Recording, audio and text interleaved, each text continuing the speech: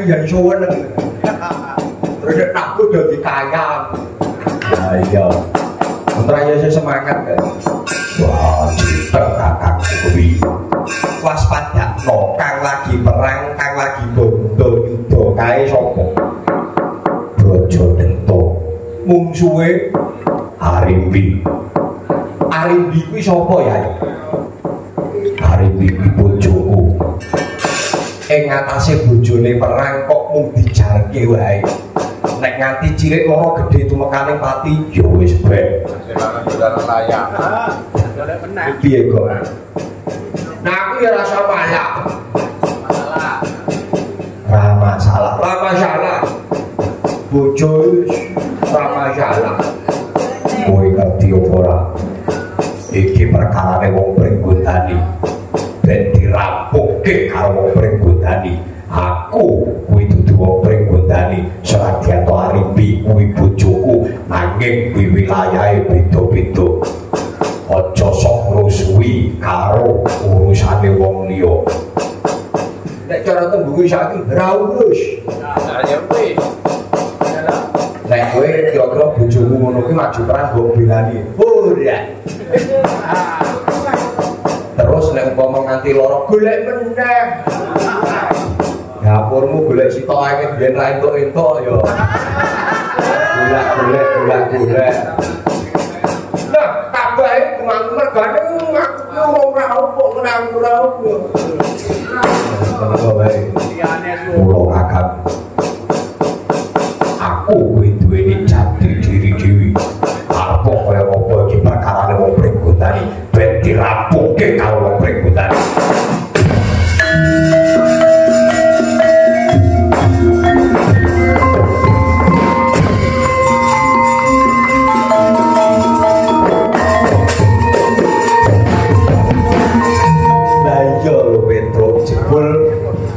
Darahmu Werkudara iki jiwane jan teguh tenan ora miyar-miyur duweni atek-atek. Pak ya ngono ta Petro? Oh, ono kok ya. Nggih, Dik. Darah Werkudara niku pancen watake ngoten niku, mboten gampang miyar-miyur. Mula dicontoh. Contoh Makassar Bisoto. Ya pede ya. Ayo ditonton kaya ngopo Petro?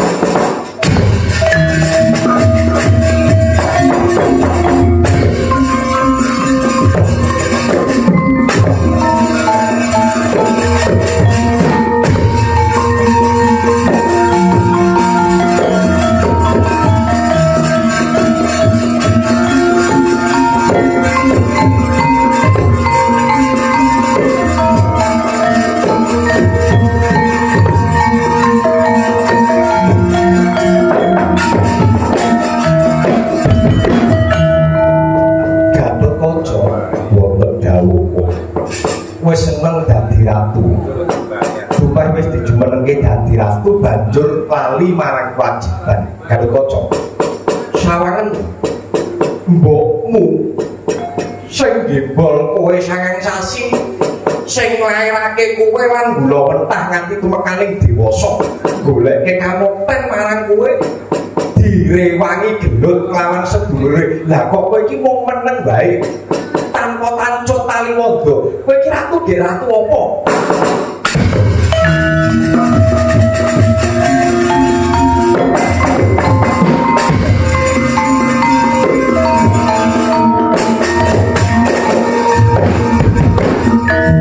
Ngapa bapak enten kendang didol? timbang bensin kula beto wangsul kebak-kebaki mobil. Kayu nongko suarane tok. Dapurmu isu-isu adol kendang foto. Niki wong butuh murah. Timbang bensin kula nek mriki beto malih. Kula dol beto. Dek regane piro cek inbox. Dapurmu gogok.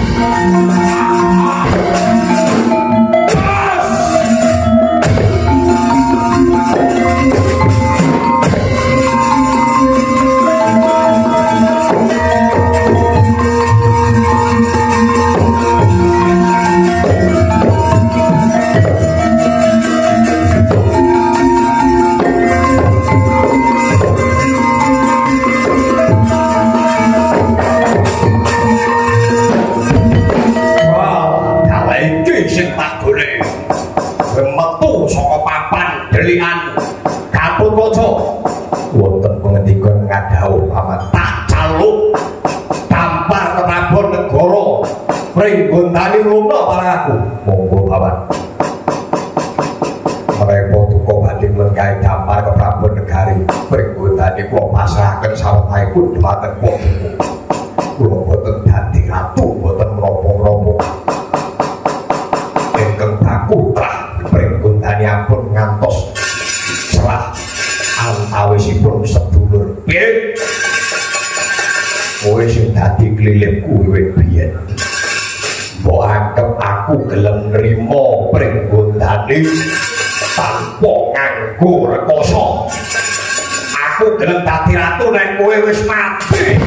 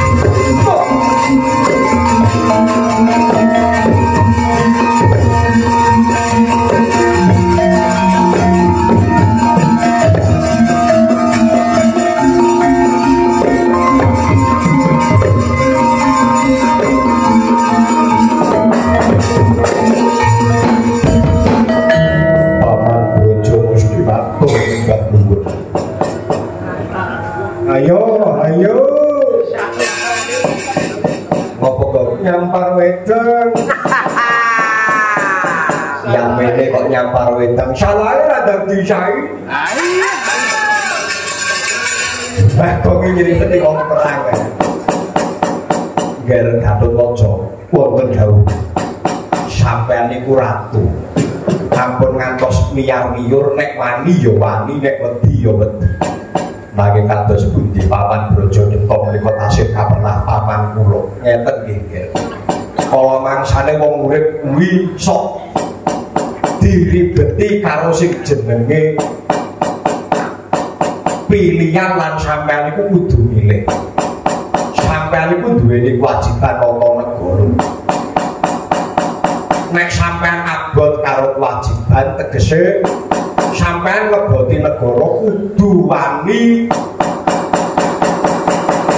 marang paman sampeyan nadyan tok kuwi wujude paman nanging kuwi luput nanging kuwi tibane kleru nek sampean niku abot karo kulawarga tegese sampean cacat nek dadi pemimpin nek dadi ratu. Lah sakniki mang milih abot kewajiban napa abot katresnan lho niki lho. Saka mangsane iki sok ngewu-ngewui contoh tulodo nggih. Enten tiyang kleru terus dipidono gandeng kuwi isih dulure terus di ngabunga. Nah, monggo fotoku badhe milih pundi? Abot katresnan napa abot kewajiban? Kula abot kalian kewajiban kula ngreksa Raden Praja Pringgondani. Bagus. Yen pancen kaya mangkono pun paman ora tida-tida anggone bakal sabiyantu marang anakku sing Gatotkaca ngene ya, Yen. Pun paman iki mengko bakal sabiyantu marang sira nanging carane men ora konangan dening Kakang Brajadenta.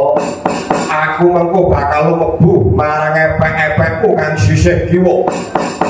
Yen mengko kowe wis bisa nyandak Kakang Brajadenta, tamakno tanganmu mustakane Kakang Brajadenta nanging Gatotkaca. Yen mengko ana dumadi ana kedadian kang ora prayoga wis ora susah digagas yo ngger kaki. Gawa rene epek-epek kupon pangeran bakal mlebu ning epek-epek.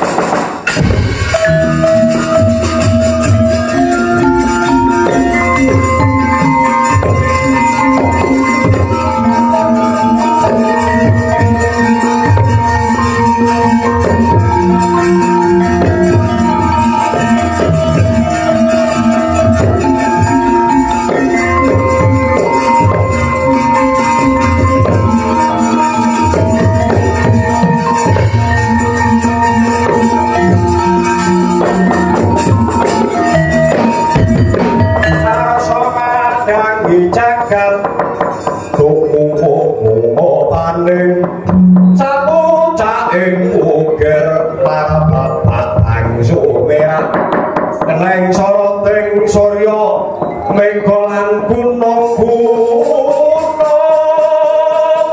awan Brajadenta.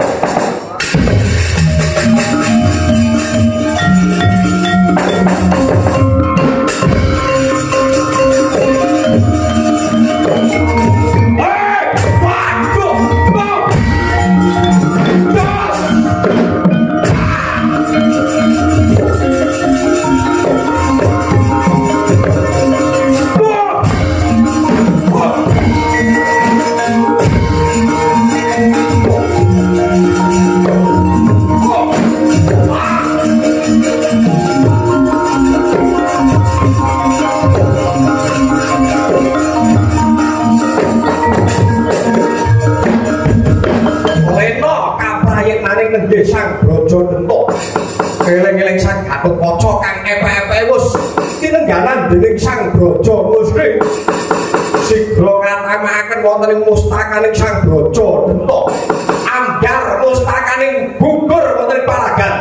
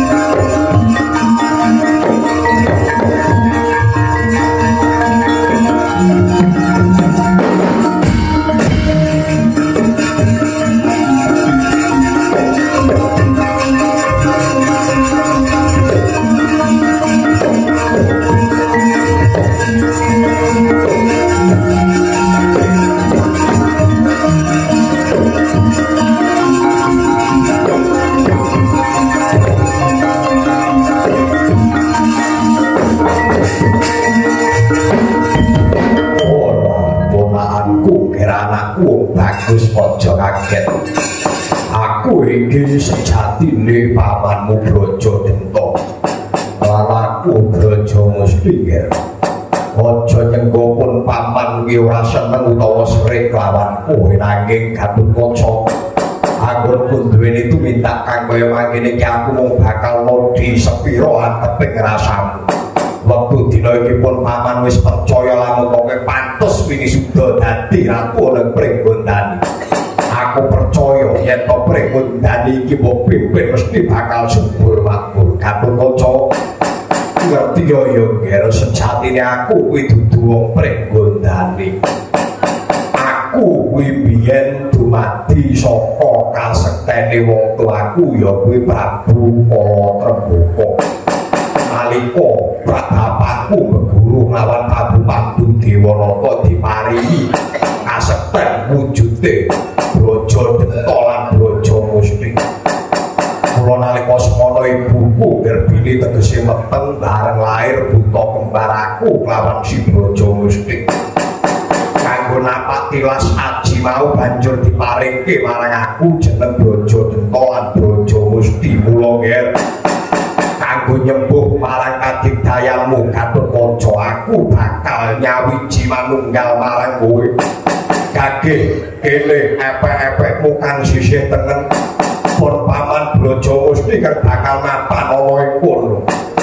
Pun paman Brajamusti kang bakal mapan ana ing sisih kiwa. Aku Brajadenta sing mapan ana sisih tengen. Kage gawa rene ya epek-epekmu Gatotkaca. Muga-muga bisa nyembuh daya kekuatanmu Gatotkaca.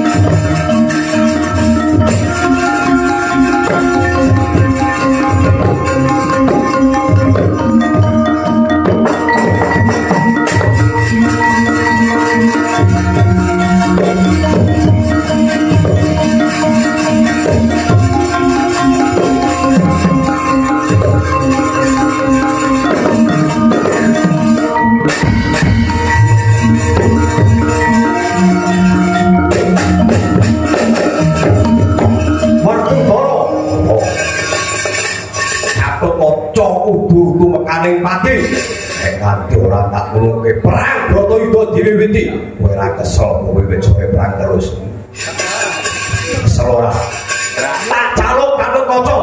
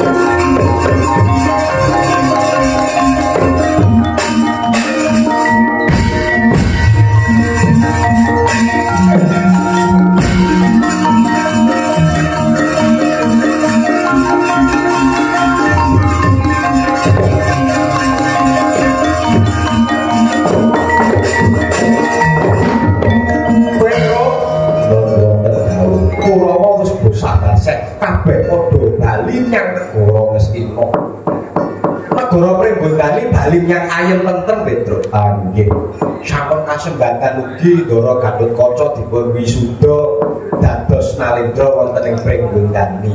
Kula nderek memuji nggih den mugi-mugi Ndara Gatotkaca saged dados pangayom ingkang becik tumrap kawulanipun. Iya Petro gandeng wis paripurna ndak pasrahke marang kowe ya Petro. Amin. Nembang nuwun gandeng lelampahan sampun paripurna kathah kelepatan kula sakonca kula nuwun agunging samudra pangaksami ngantos pinanggih wonten ing sanes wekdal Wassalamualaikum warahmatullahi wabarakatuh. Tutup ora wae si gudok.